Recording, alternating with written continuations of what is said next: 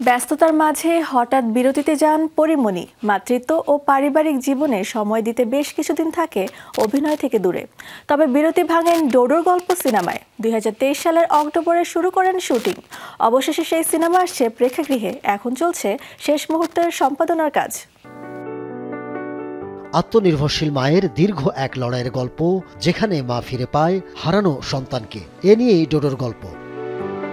2022-21 অর্থ বছরে সরকারি অনুদান পাওয়া সিনেমাটি পরিচালনা করেছেন রেজা ঘটক। কাহিনী, চিত্রনাট্য ও সংলাপ লিখেছেন তিনি। সিনেমায় অংশ নিয়েছেন 87 জন শিল্পী। 25টিরও বেশি লোকেশনও হয়েছে শুটিং। পরীমনিকে দেখা যাবে কেন্দ্রীয় চরিত্র কাজল চৌধুরী রূপে।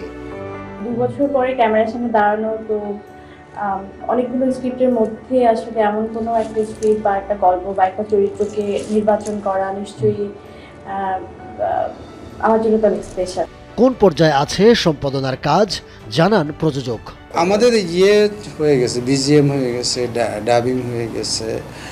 এখন আমাদের শুধুমাত্র এই কালার গ্রেডিং, এডিট, সামান্য এডিট আর কি, কালার গ্রেডিং, এই আর কিছু বাকি নেই। এবং আশা করতেছি আমরা এবার ঈদেই রিলিজ দিব।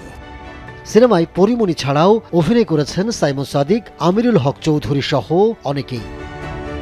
আগামী ঈদ উল ফিতরে মুক্তি পেতে যাচ্ছে ডোডোর গল্প। পরীমনির নতুন সিনেমা আসার খবরে উচ্ছ্বসিত তার ভক্তরা। Ahmed Tauquir, showbiz today.